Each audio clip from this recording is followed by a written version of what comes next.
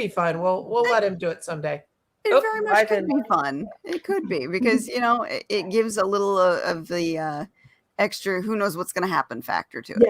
Yeah, exactly. Especially that thing is freaking me out sitting in front of me. It needs a name. It needs a name, and we need to introduce it to our audience. Okay. All right. Welcome to the table decoration that my husband sat right like this over the camera. So this is I think you should name it Fred. Fred. They said we're naming him Fred.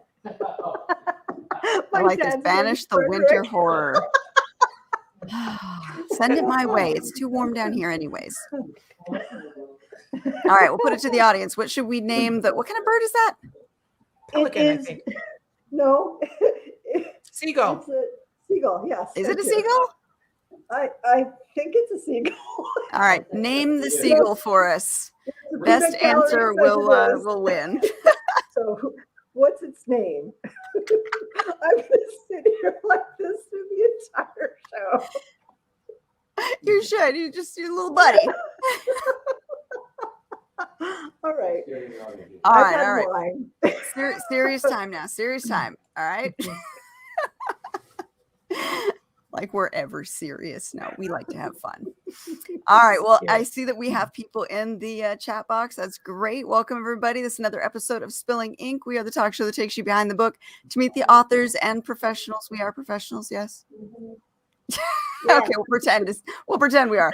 We're doing a very good imitation of professionals in the publishing industry. How are we doing this week? We're doing good. I'm in sunny South Carolina, so I'm not in the negative degree weather up in New Hampshire. So I'm kind of happy with my signal and I. Oh, we got Bugsy. Yeah. We've got Sebastian.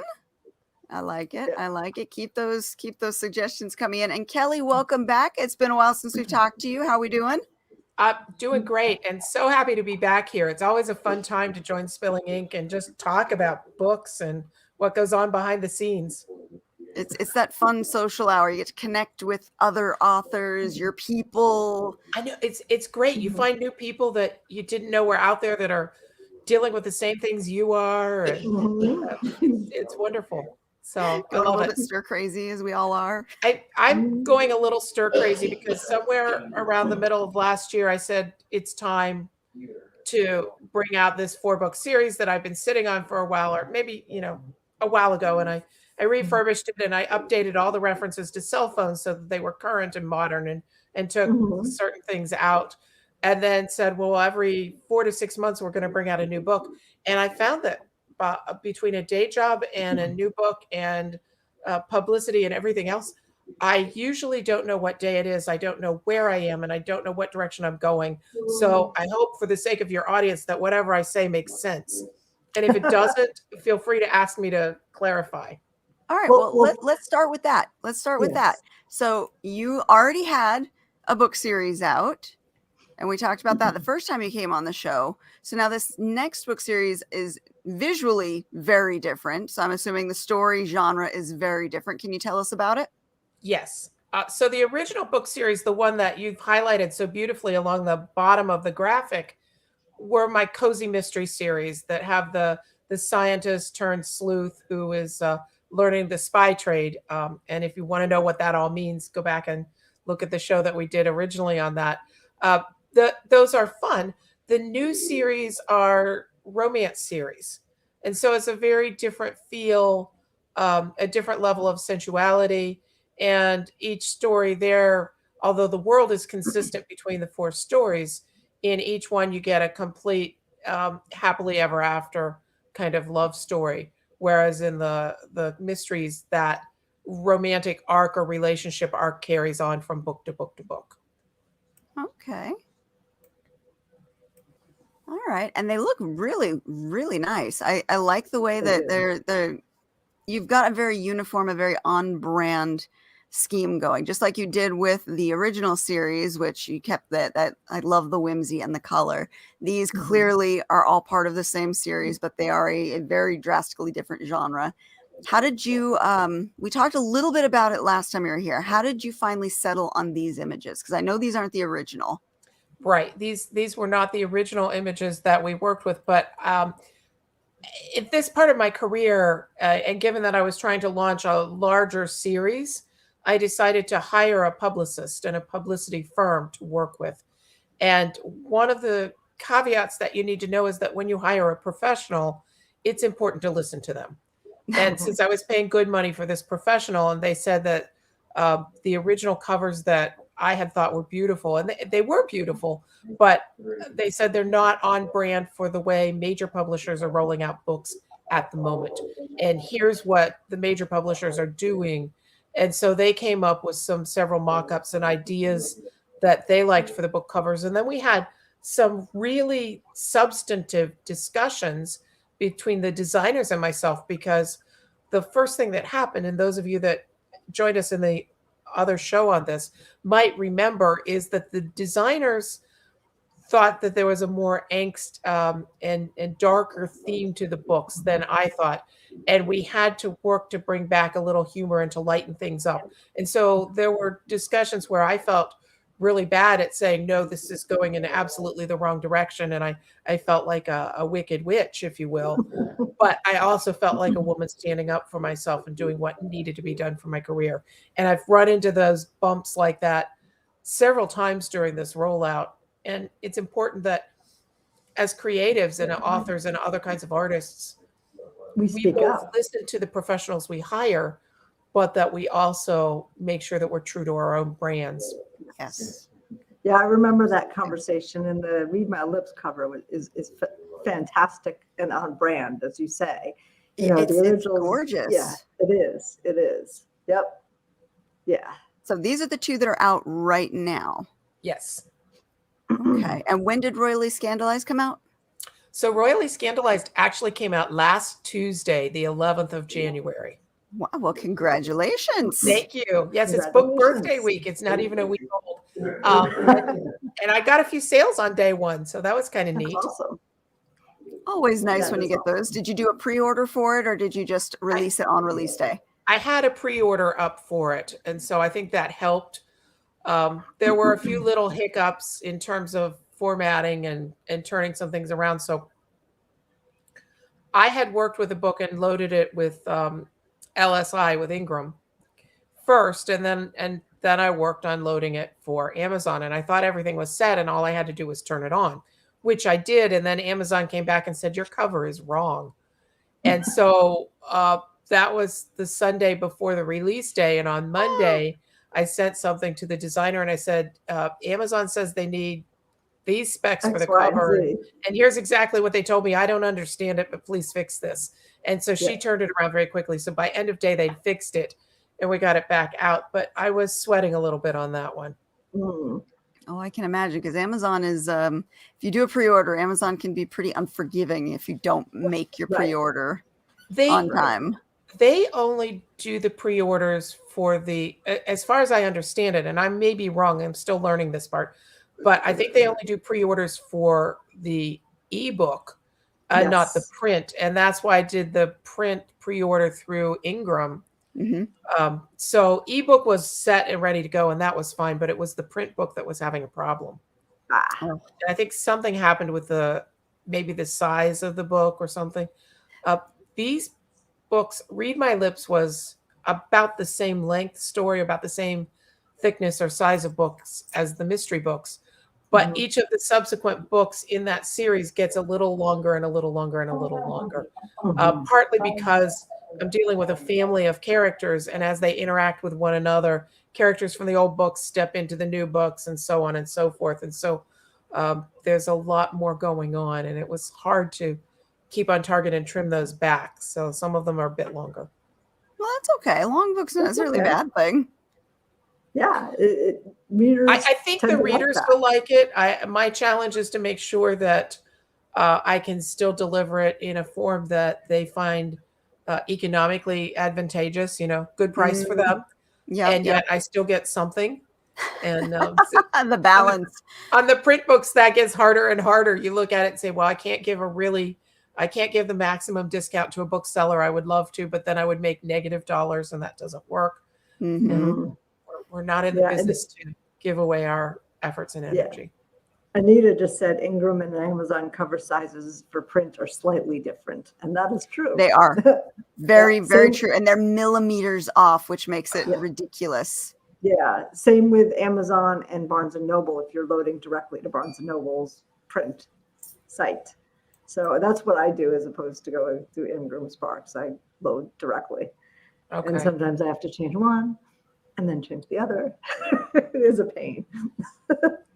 And I'm not an extremely visual person, and my skill set doesn't go in that manipulating photos space very easily. I mean, No. I'll make banners or ads or try to do something for myself, but that's not my comfort zone. So if they tell me there needs to be a change, I have to go to a professional and say, I don't know what this means, but I'll pay you to fix it. Well, luckily they have provided templates, and there's a link you can go to where you can input your book information and the size, and it will give you a template, which you can then put into like Photoshop, GIMP, whatever, and size it to their exacting specifications to make sure it works. And that's usually what they do. They usually take the cover and just size it up or down depending on what they need, because it is millimeters. It's not that much difference, but they are very strict about those numbers. Yeah. Very, very particular. Yeah. I will say that since I've been doing my own books and I've been working with both suppliers, it costs a little bit more to buy books at author price from Ingram, but the packaging is so much more consistent and so much better, and the books arrive in great shape. So I really am pleased with ordering books from them. Although one of the exciting things, and I've told you two privately, but I want to share it with the audience, is that in working with the publicity firm when Read My Lips came out, a subscription service actually purchased 300 copies of the book and paid me for them, so purchased. It really was a purchase. Now I had to have them shipped to me. I signed them all, shipped them back out, and I sent some special swag out with them. But it was really wonderful to get my books in front of 300 new people. And in that case, I went with Amazon because the shipping costs were part of my promotional budget, and I had to go with the less expensive vendor. Cool. Which book box or subscription was it? Book Reveal. Okay. It's in the Chicago area. Those mystery boxes and curated just boxes of anything are so popular. They've exploded in the last couple of years. Oh, yeah. I'm patiently waiting for something coming out to sign up on February 1st in that vein. So here's the deal with hiring a professional for that. I had no clue that these things were out there. And the professionals are the ones that said, hey, we got you booked on this. And they got me booked on some other podcasts and different shows featuring different audiences with specific sets. And so that's really been something that I'm very hopeful will bear fruit eventually. It's been a great seed to plant. See, now that's good when you find somebody that you can work with that you actually are seeing the results for. Yes. Well, the results are in terms of contacts, in terms of blurbs and blogs and guest posts and appearances, not yet dollars and cents. The place I do best in dollars and cents is when I'm face to face with a reader. And I love being face to face with a reader at a con, or my brother and I started a while back a flea market business at the flea market in Daytona Beach, Florida. And so when he passed away, I took it over and I focused on my books, and I have made book sales there, which has been quite fun. But again, that's face to face dealing with individuals, and how to mimic that same level of intimacy online is I think the trick, because I can connect with a person who's standing there who's a reader and get them interested or determine that they won't ever be interested, and that's all good. Yeah, it's hard to do that online. And when I say results on publicity, I can talk. I'm talking about that they're actually getting you these engagements, because sometimes you sign up for a PR service and it's canned information, or it's, here's a list of things to do. When you actually get somebody who is in your corner and saying, hey, I've got you booked for this, I've got you booked for that, while it may not always equate to immediate sales, it is doing what they say they're supposed to do. They're getting you the publicity. They're getting you out there so that people can find you. Yes. And in that respect, sorry, my ears are oddly shaped and my earbuds keep falling out. So in that respect, they've done a phenomenal job, and they've been really very, very good to work with. I can't say enough about my publicist and the artistic team and everyone else, because they've been on top of it and ever encouraging and gotten me in things that I didn't know existed, and it's just been great. That's awesome. That is good to hear. And you've got 2 more books that are coming out this year still. So yes, later this year. So in Read My Lips, my character was a young woman who fell for the billionaire chocolatier boss, who happened to be dyslexic, and she was working as a literacy teacher when they met. But I was smart enough to work in a best friend for her in that book.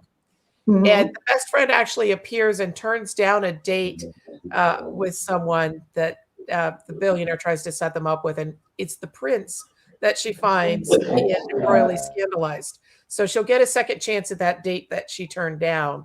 And for her, because I was taking a classic Cinderella story and I wanted to modernize it and update a few things, I made sure that she has a very large family. And my royal family is also very large. So there's lots of potential for spin-offs and continuity if the series continues. All right. I like that. So you're giving yourself room to grow should you want to. And you're giving plenty of interaction and characters for your readers to fall in love with. Now, do you have a specific character that you that's a personal favorite for you right now? Or is it kind of like they're all your babies? Well, they're all my babies, of course, and I love them all. But I will tell you, the book that's coming out next is called Reluctantly Royal, and it's the one with the cover has the long-haired student holding her notebooks. But this particular character is the younger sister of the one in Royally Scandalized.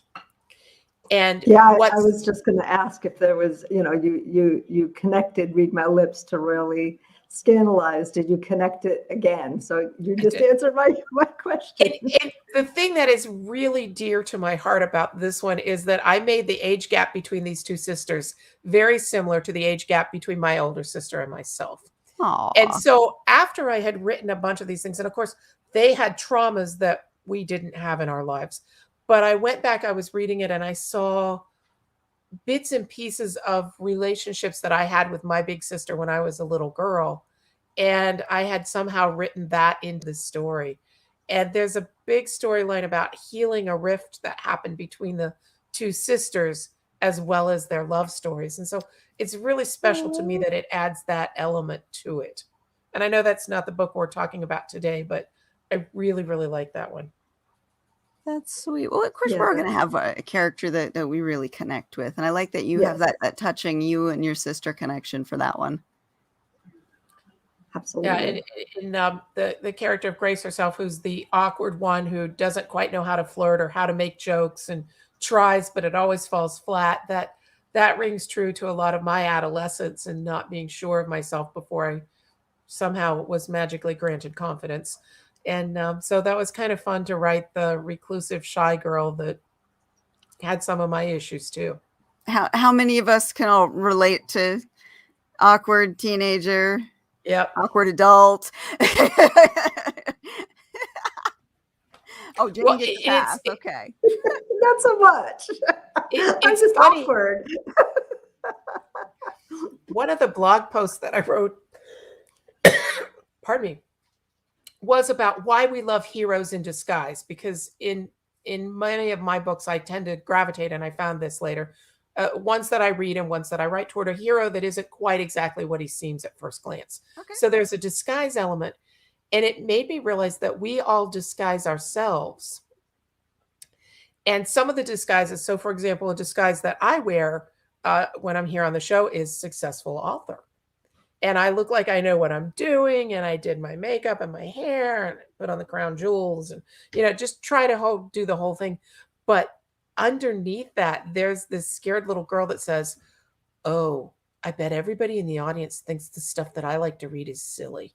I bet they'd make fun of me if they really knew about it. And they'd be laughing behind my back. And so we wear these disguises, and yet underneath, that vulnerability is there.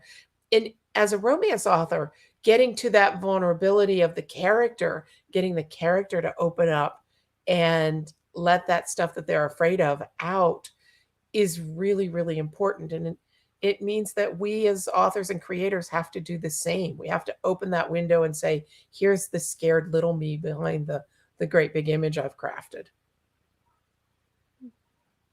You're muted, Jane. Yeah, I know. I just realized that.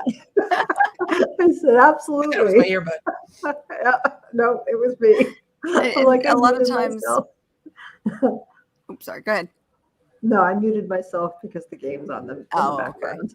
Okay. Any good game highlights? No, just kidding. No, not yet. No, I think go ahead. It's still 0-0. In writing too, I think we work through a lot of our problems. It's a catharsis in a way, where we can use that pain. We can give it to the characters, let them work through it, and we work through it through them. Again, I can't talk today for some reason. That is so on the mark, Katie. That is absolutely true. I have a shirt that says, I don't need therapy. I just need to write. Yeah.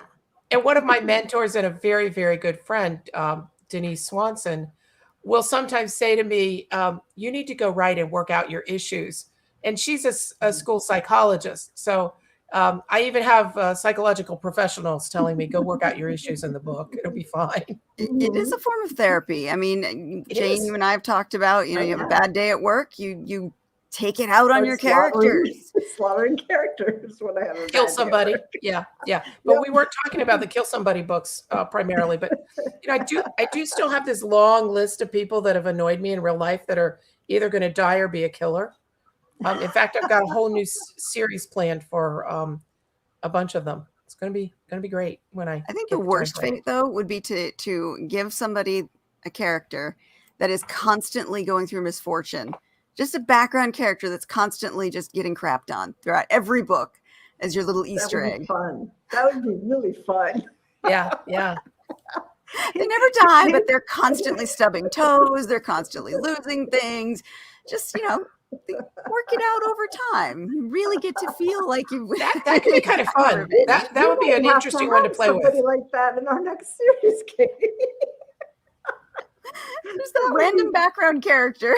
Possibly fun every time they run into him. Okay, so here's a story for you. You know that I traveled from the East Coast to the West Coast today. Yeah. And at some point, I ran over my own foot in sandals with my briefcase, which contained 2 computers and a bunch of cables. It was heavy. So for that character, definitely have that happen. Yeah. See, I didn't scream anything obscene in the airport, but I wanted to. I would have. Were your flights decent, or did you have any hiccups? So we got on the flight. It was decent, first of all. Yeah, but we got on and we waited, and they said, pardon me, ladies and gentlemen, we're not pushing back yet because there's a passenger issue. And I'm thinking, what the heck? And in the airport earlier, there had been an issue where all the sirens and the lights were going off, and they said, there's an issue here. Please stand by until we resolve it. And nobody told us how it was resolved. So then we got on the plane. There was a passenger issue.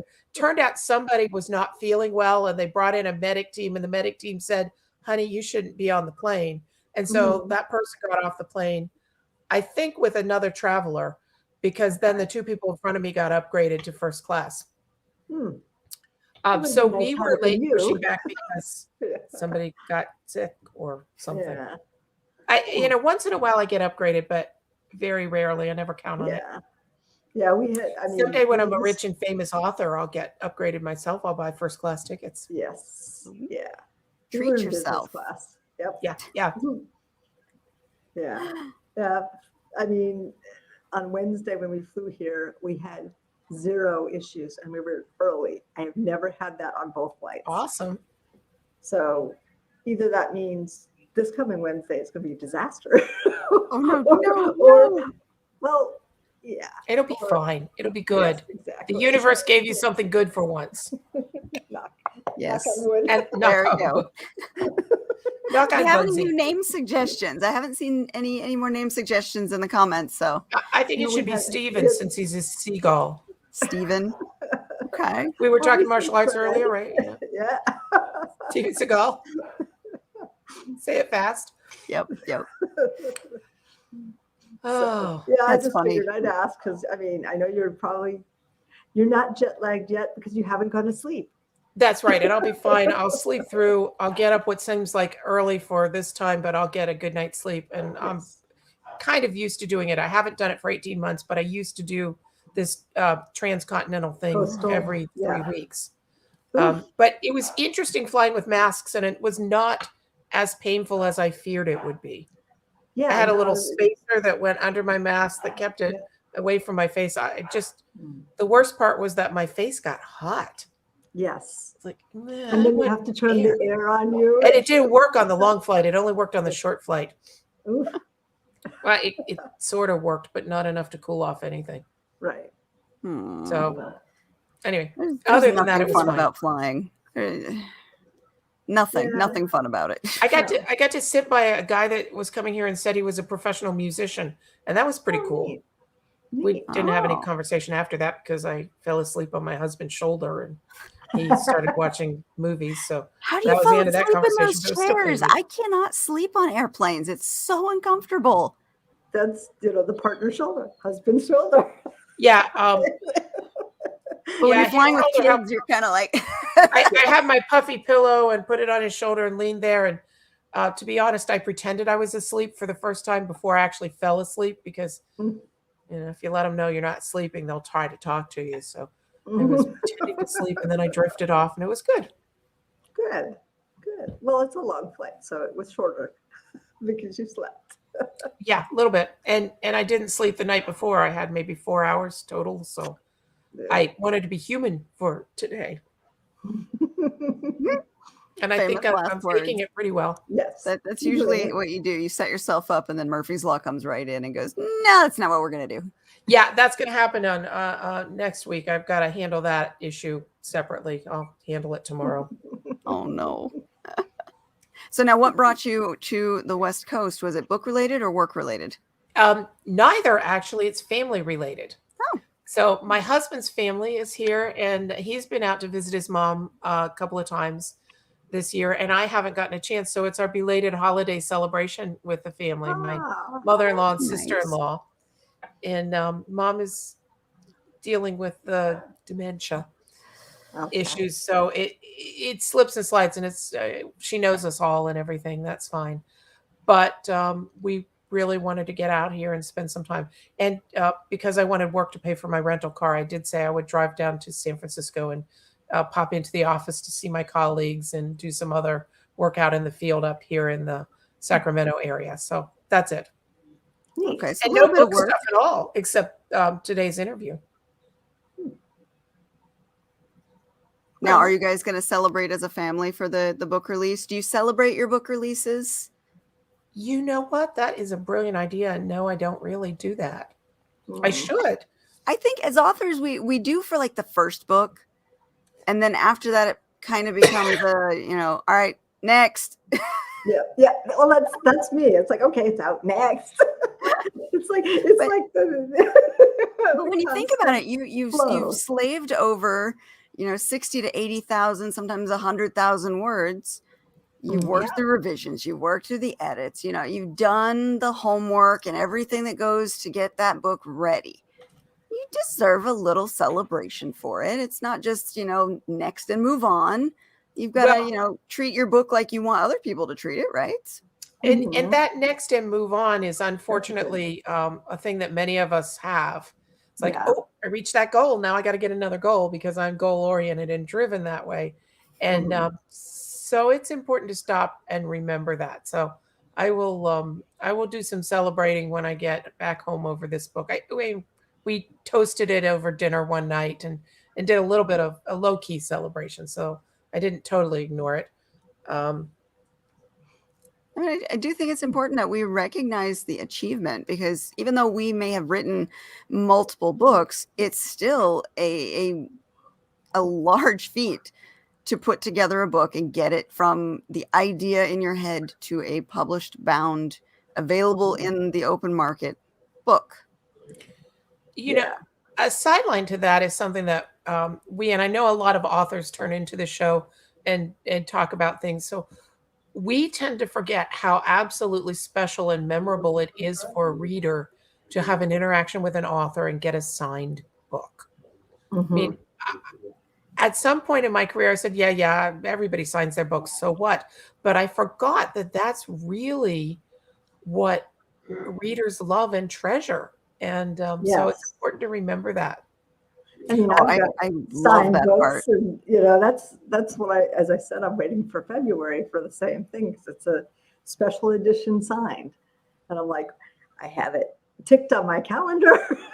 Like, I want the 4 books. So it's like, it's been a long time since, as an author, I've gotten this excited about getting a signed book. And, you do tend to forget that. You do tend to forget the fangirling going on, We do. We peek behind the curtain and forget to be readers first and fangirls and have all that giggly excitement over our favorite author releasing something new for us. And the same goes for us too. When we get to interact with a reader, like, at an event, a book signing, whatnot, and they're excited to meet us, I think that kind of helps to add a little, pep in your step as an author too. Somebody loves my work. Oh my God.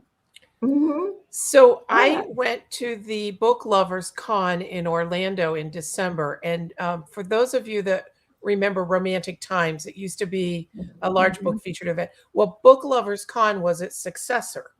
Oh, okay. And anyway, I didn't prep this, so I didn't stick names in my head to pop them out, but it was a wonderfully run conference, and Joe Carroll, who ran it, did an awesome job. But my first night there, I stopped and I said, I'm going to say hello to this person who's a stranger to me, but she looks alone and I want to make sure she feels welcome. And so I did that. And she found out I was an author, and she's a reader who was there, and she had another reader friend there. And these 2 lovely ladies practically adopted me. They said, we want you to have a wonderful time because we want you to come back. And yes, we're going to get all of your books, and we really can't wait to know more about you.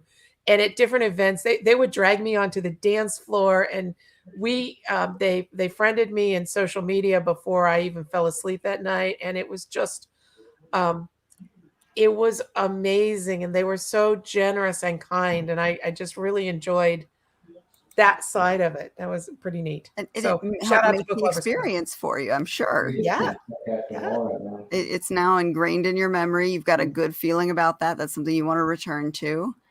So it's good on both ends. It's good for the readers. It's good for the authors. And I at least think we should recognize the hard work we've done. Even if we've written multiple books, we need to stop and give ourselves credit, because a lot of times we just don't. No, I'm very bad at that. You know that. Yeah. It's like, and okay. It is work. It's not easy to write a book. It's not easy to slog through the edits and the rewrites and all the notes you get back. Sometimes they're a little bit spicy, and sometimes they're you want to argue with your beta readers, but you go through it, you do the process, and you make something that you can be proud of. So definitely we need to take that time. We need to remember that ourselves. And this goes for all of you out in the audience as well. All those authors that listen to us on a regular basis, all the new authors, give yourself the credit when you do it. And all the readers that have day jobs doing things, you have accomplishments too that you need to celebrate and not discount. And as an author with a day job, point taken for me, I need to do some celebrating. And in fact, I think I need to open a bottle of champagne when I'm down in the corporate office this weekend, because we had a patent that came out on December 21st, and we need to take a moment and say, this is a cool thing. That is a really cool thing. Congratulations. Well, thank you. That's my other hat, but Yeah, I know. But sometimes it sneaks into the books, and then I have to edit out all of that techie stuff that I had so much fun writing. I'm like, no, Oh, you don't need a reverse osmosis machine on the island kingdom that you go into detail about.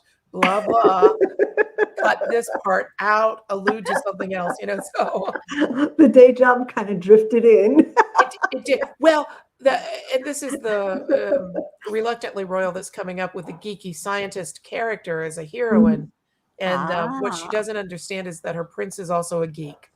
And he's a scientist as well. And so when they discover it and they start talking to one another, they can go off the rails and go a little too far. And then the author has to pull them back and say, all right, you two scientists, that's fun, but the readers don't need to know all of that. You close the door on that stuff. Open the door and everything else. Interesting. Vivid, evocative, but close the door on the geek talk. Yeah, well, flavor here and there is okay. Yeah, sprinkle of it, but it's like it's like garlic. If you overwhelm it and you taste nothing but garlic, then you don't have a good dinner. I don't see a problem with that. Overly garlic, huh? I love garlic. But yeah, you want to have the nice balance. You want to keep it personality, but not overwhelming. Right. Absolutely. I mean, it was fun. I mean, I have all the anti-money laundering where I'm working because I'm in a broker dealer. So it was fun to create a character that launders money.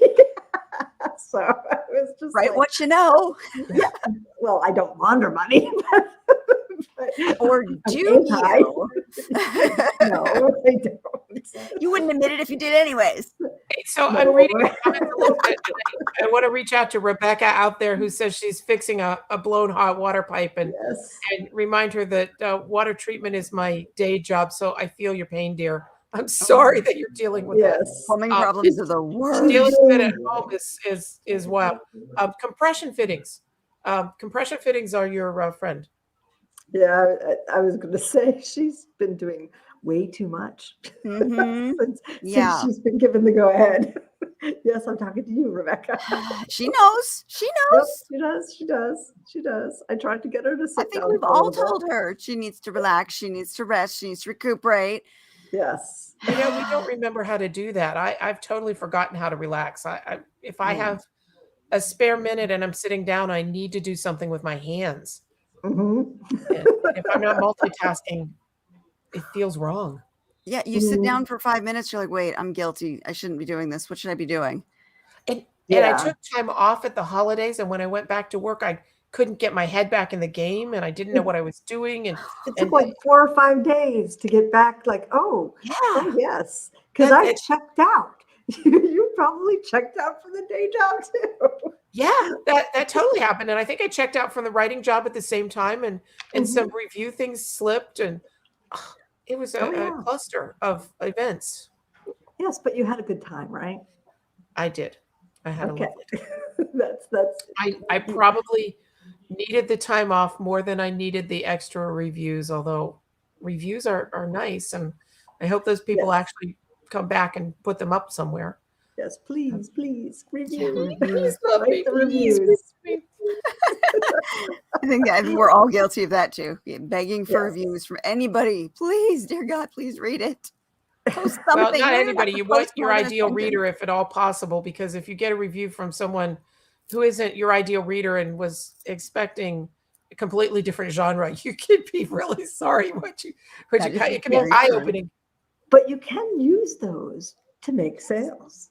I've seen some authors use some pretty slapped reviews that wasn't her target their target audiences, and to use that in an ad, it helps and was I tried to do that at one point. I put up a really negative review up against a really positive review and said, what do you think is true? Why don't you decide? And it was a small target audience. I didn't get the engagement that I hoped for, but maybe we'll run something on absolutely an Amazon or a Google ad and see what happens. Now, Anita says that she's been doing YouTube writing sprints. So I want to ask Anita, I know you're listening, what channel are you doing these on? Because that's a great way to get involved. And we've talked about doing group, like Facebook groups, other social media group writing sprints, but doing them on YouTube. And I kind of want to know how they manage that. Yeah. Is it just a running live stream with a timer, or is it, I'm interested in this. This is a slightly different method that I'm used to with sprints, but sprinting is a great way to keep yourself, in writing shape. And yep. And getting that 20 word minutes at a spew time. working for you. Yep, that 20 minutes you can get something Shut down. the editor off. No editor, just vomit the words on the page. Clean it up later. Exactly. And sometimes those bits are better than you thought they would be. You overthink it. Oh, yeah. You end up writing way more than you expect yourself to. Like, most writers, you go, okay, I want you to have 500 words in the next 30 minutes. And they might go, oh, geez, 500 words, that's a lot. It's actually not when you're in the zone. Right. That 30 minutes passes and you could have, up to 2,000 words if you're really going, and you shut that editor off that stops you and makes you pause and rethink the sentence you just typed. One time I was in the zone and I wrote 40 pages. And I'm like, I was emailing a friend at the end of that, like, I'm on a writer's high. I don't know. You should talk me down. I think I'm going to crash. I don't know what to do next.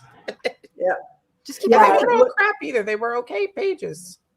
Yeah. The other night, I think it was Monday night, I wrote 4,000 words in a night.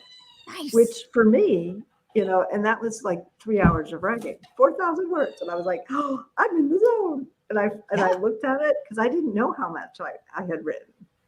It was just flowing. And it was just like, oh my God, that is such a great feeling. As you say, it's a high. It's like, whoa, 4,000 words. And if you have more time, continue on, write some more. Write until you're done, until your brain goes in, we're empty. One of my friends early on was saying something. She said, oh yeah, that moment where you're in the flow, it's better than sex. And all the writers went, yeah, it is. Thank God our husbands weren't there. They would have been wondering about us. I believe it. The zone producing is just an unbelievable kind of high. It is. You're in a totally different headspace. And it feels good to work that muscle and get everything out and to create and visualize. So it is a wonderful experience when it's working. Yeah. So Anita says, Margaret, she's the one running it. So we might have to put a link to her channel in our show notes after the show, because I think I have seen her say something about that. I need to stop in and take a look at these. Yeah. And they do a timer, which is perfect. So you've got, an accountability right there. You know how much time you've got. And once you get to that breaking point, everyone gets a chance to kind of reset, breathe. Mm-hmm. So I like that. I'm going to have to check her channel out, and we will put her link in our show notes today after the show. So that way you guys can find it too. Cool. Very cool. Thank you.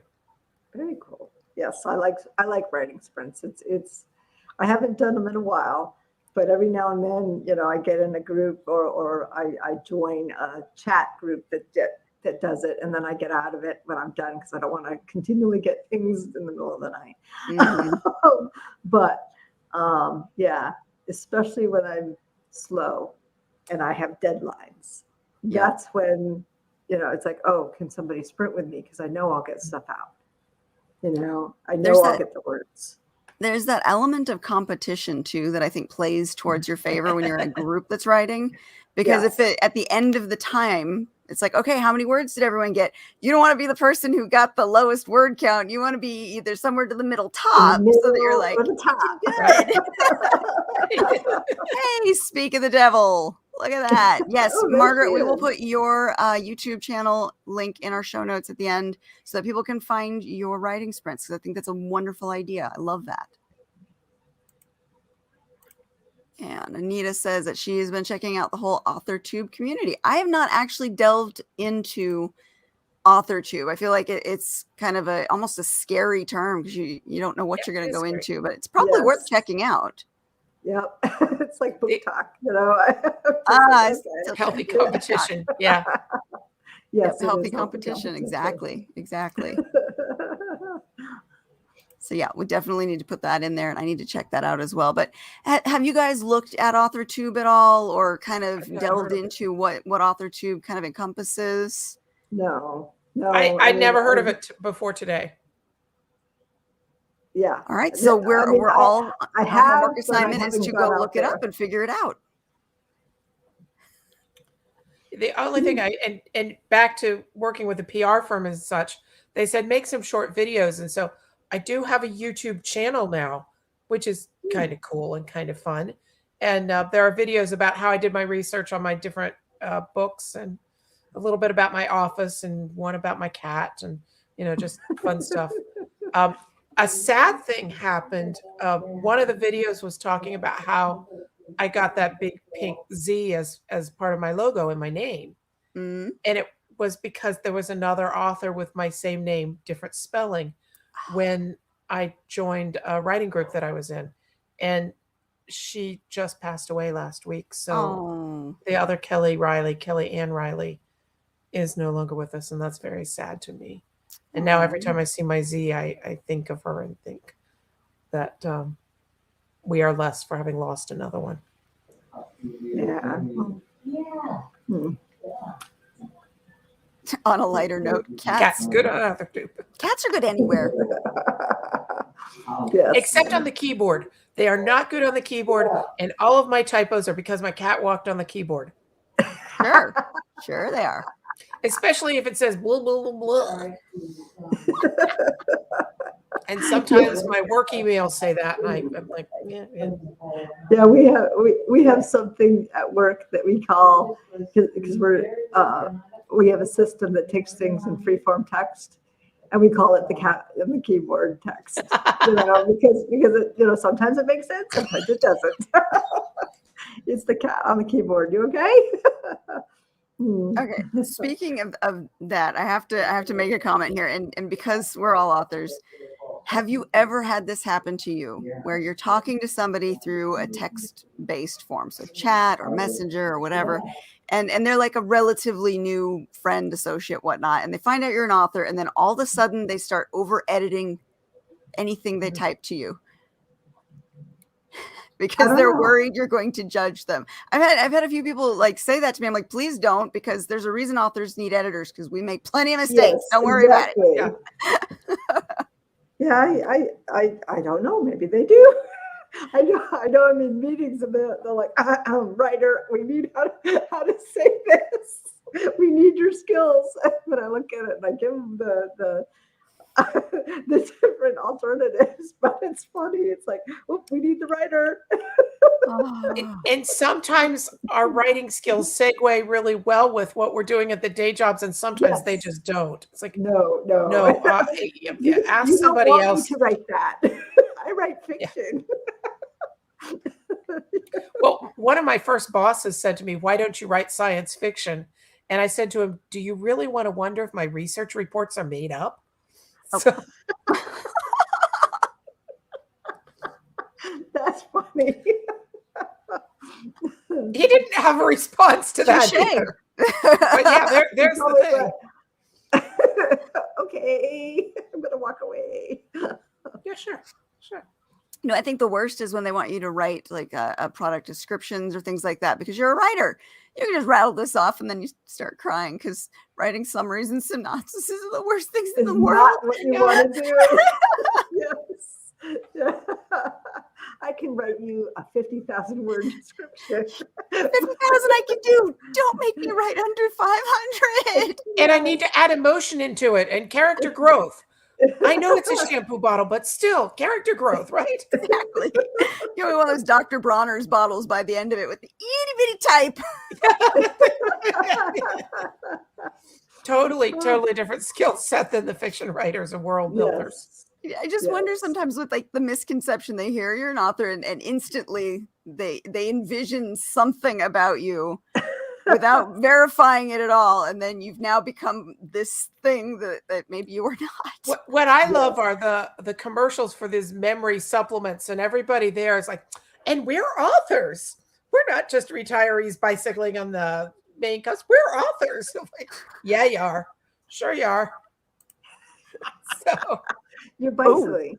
I need to read a Lush cat. I like Lush.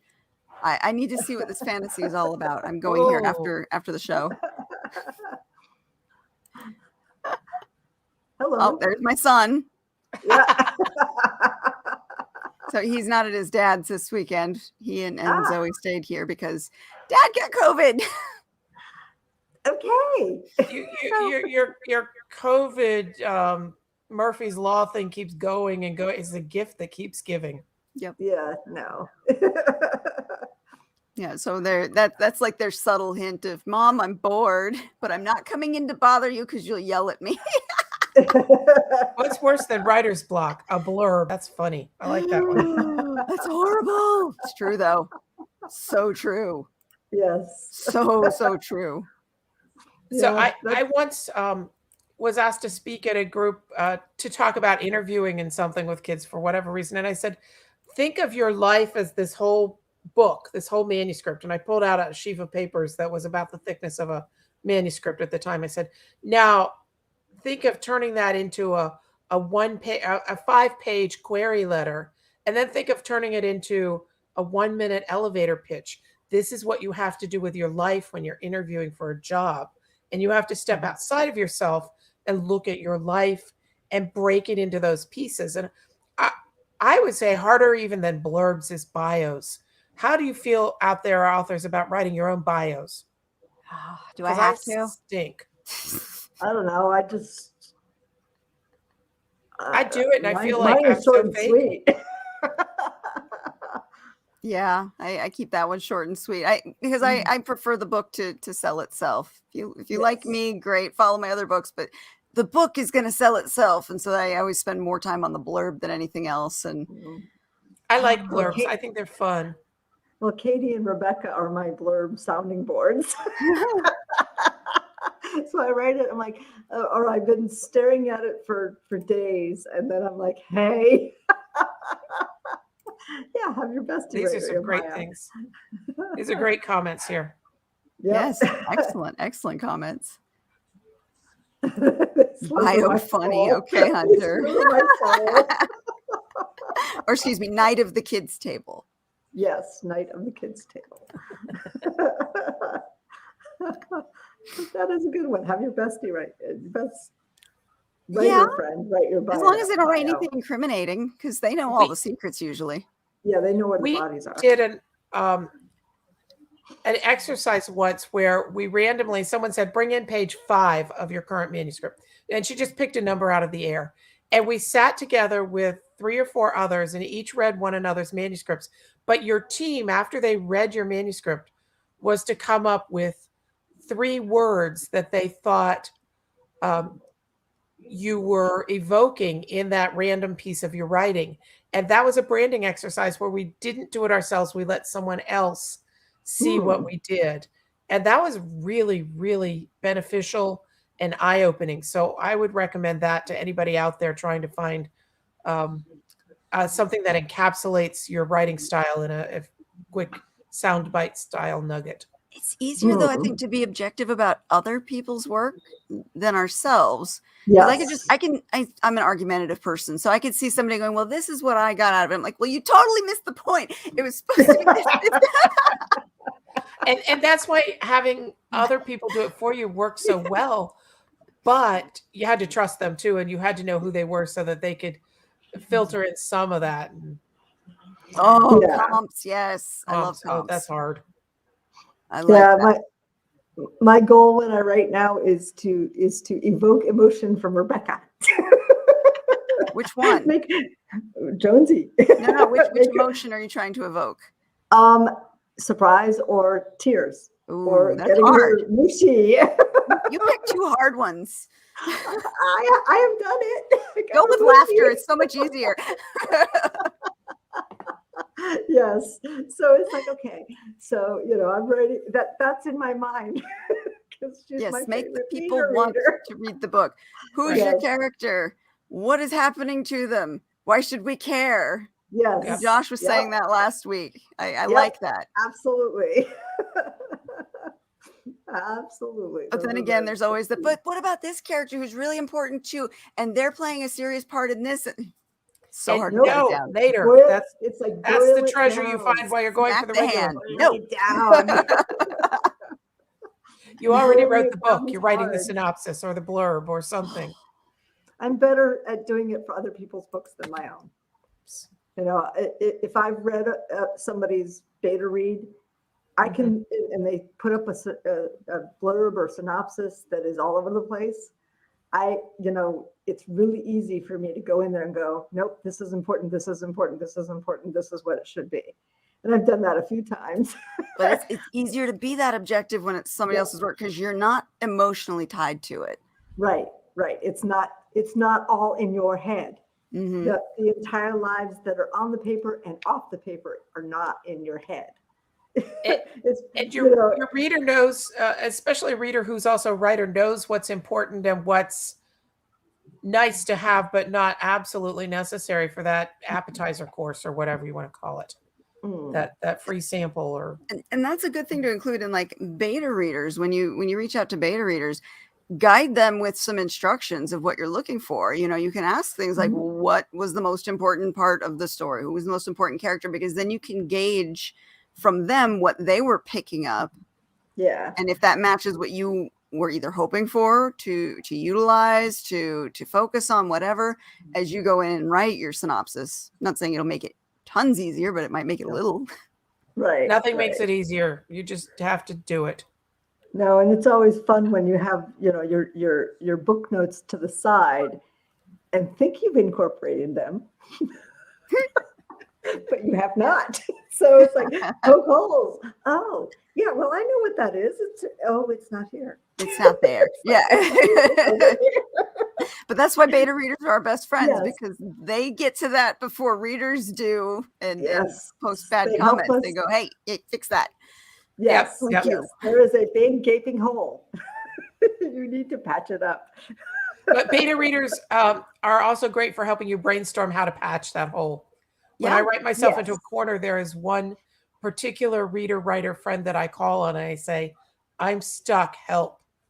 And she always comes up with brilliant ways out of the mess I've written myself into. Or when you're, at a crossroads and you have two ideas. Yes. Which one should I do? Which one should I do? A or B? Yep. And sometimes I do the opposite of what they say.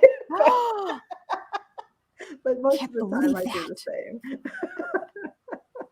But yeah, having that sounding board, whether it's the beta reader, another author friend, it's so helpful. And Jane, I've reached out to you at the oddest hours of the night. I'm like, hey, I need help. And most of the time I answer you at the oddest hours of the night. That 3-hour difference works for us because I'm usually super late at night and you're getting up for the morning. So it's perfect. And I look at that and I'm like, okay, I know she's, in her head space. So I got to answer her. And I know how urgent it is at the time in your head, when you're stuck there. Yeah. It's always urgent when I'm supposed to be sleeping and my brain won't let me. That's the creative hour. Yep. Exactly. Like one time I had gotten up and I'd written something and I felt really good about it. And I woke up in the middle of the night and I went, oh my God, they have to go through customs when they re-enter the country. I didn't account for that. And I couldn't sleep till I went and wrote that into the book. Yep. Yes, Rebecca, Rebecca should have killed one person or 18 people. Yes. Pretty much.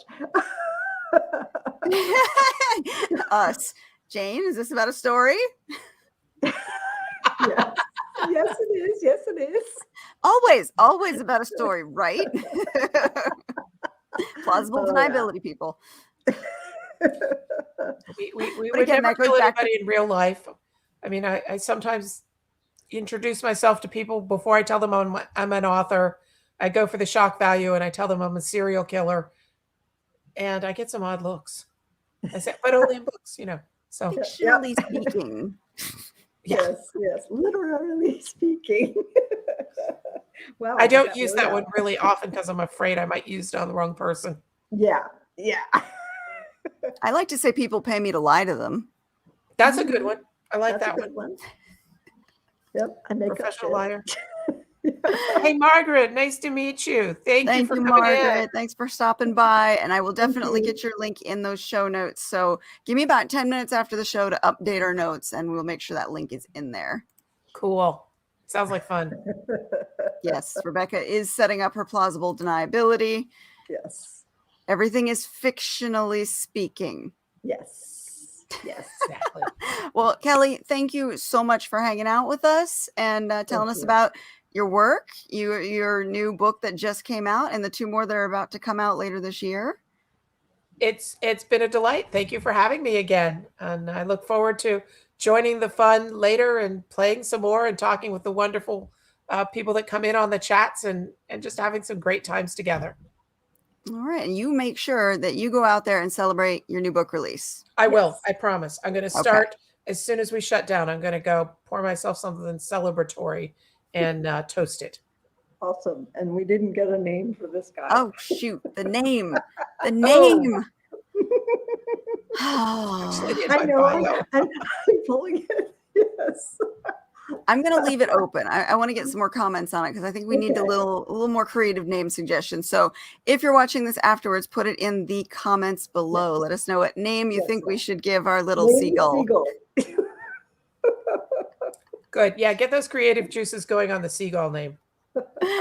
All right, guys. Alrighty. And thank you again to all of our wonderful viewers. You guys, we love you. We enjoy hanging out with you guys You were every great. week. Thank you. We'll be back Yes. soon with another author to introduce you to and some more fun conversation. Until then, everybody stay healthy, and we'll see you then. Bye, everybody.